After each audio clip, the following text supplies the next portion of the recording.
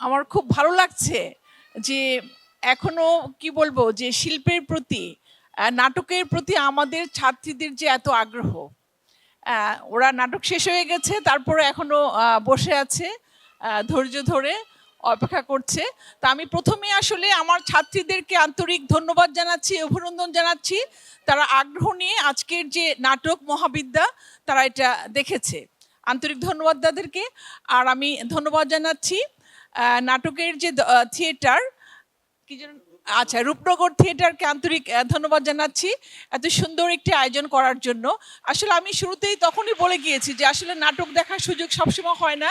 নাটক আসলে মঞ্চ নাটক বিশেষ করে এটা একটা কঠিন কাজ, কারণ অনেক রিহার্সাল করতে হয়, এর নেপথ্যে অনেক কাজ থাকে। এই যে নাটকের যে পরিবেশটা, কারণ আমরা জানি মঞ্চ নাটকের ক্ষেত্রে একটা পরিবেশ নির্মাণ করতে হয়। আমি গত 2 দিন আগে এসেছিলাম একটু অডিটোরিয়ামটা দেখার জন্য, তখনই দেখছিলাম যে মঈন অডিটোরিয়ামে কাজ করছে, এটা সাজানোর ব্যাপারে কাজ করছে। তার মানে নেপথ্যে আসলে অনেক কাজ থাকে, অনেক পরিশ্রম থাকে। যাই হোক, আমি বলবো যে আজকে এই রূপনগর থিয়েটারের যে তাদের পরিবেশনা মহাবিদ্যা, এটা এইখানেই লালমাটিয়া মহিলা কলেজের যে মঞ্চে তারা মঞ্চস্থ করেছে, এটা সার্থক হয়েছে, সফল হয়েছে। কারণ এখানে যে অডিয়েন্স হিসেবে যারা আছে তারা এটাকে অত্যন্ত সাদরে গ্রহণ করেছে, তারা এনজয় করেছে। আচ্ছা, তারা সাদরে গ্রহণ করেছে, সেজন্য আমি খুবই মানে কি বলবো কৃতজ্ঞ তা আবার জানাচ্ছি এই রূপনগর থিয়েটারকে। আর নাটকটা সম্পর্কে বলতে গেলাম, বলতে হয় যে আসলে মনে হচ্ছিল আমাদের সমাজেরই চিত্র যেন একটা ভিন্ন প্রেক্ষিতে, ভিন্ন আবহে আমরা দেখতে পেয়েছি।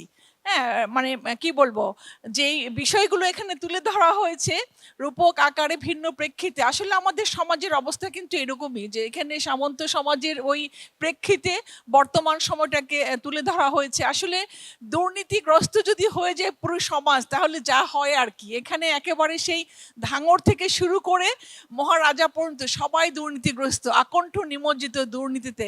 এবং আমাদের সমাজেও কিন্তু আমরা এটাই দেখেছি, তারই একেবারে বলবো কি যে একটা রূপায়ণ, প্রতীকী রূপায়ণ তারা করেছে।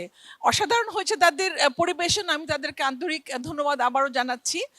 আর আরেকটা ঘোষণা আমার মেয়েদের জন্য, আগামীতে আমি বলেছি যে নবীনবরণ করব। সেটা হচ্ছে আমাদের প্রথম বর্ষের মেয়েরা যারা অনার্স ফার্স্ট ইয়ারে এসেছে, এবং আগামীতে আমাদের ইন্টারমিডিয়েট মেয়েরা ভর্তি হবে এবং সেপ্টেম্বরে তাদের ক্লাস শুরু হবে। এবং এই 2টা ইয়ারের নবীনবরণ আমরা একসঙ্গে বিশাল পরিসরে করব।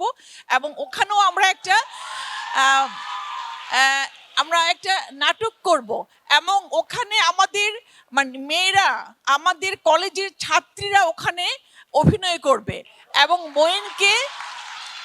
আমি মঈনকে দায়িত্ব দিয়েছি যে নাটকটা সিলেক্ট করে আমাকে বলার জন্য। এবং তারপরে আমরা যারা আগ্রহী মেয়ে তোমরা আছো, অভিনয় করতে চাও, মঈনের সঙ্গে তোমরা যোগাযোগ করবে। কারণ আমি আগেই বলেছি নাটক এটা দীর্ঘদিনের একটা প্রস্তুতির বিষয় আছে, সংলাপ মুখস্থ করতে হয়, অনেক কিছু আছে এখানে। আর আমার ইচ্ছা, ঐকান্তিকভাবে ইচ্ছা হচ্ছে, আমি দীর্ঘদিন ময়মনসিংহে চাকরি করেছি। আমার মনে হয় ইতিমধ্যে সবাই সেটা জানে যে ময়মনসিংহের মুমিনুন্নেছা কলেজে আমি দীর্ঘ 12 বছর ছিলাম, এবং ওখানে আমি মহাপালাটা করেছিলাম, 2বার করেছিলাম, এবং অডিয়েন্স অত্যন্ত সাদরে তারা গ্রহণ করেছে।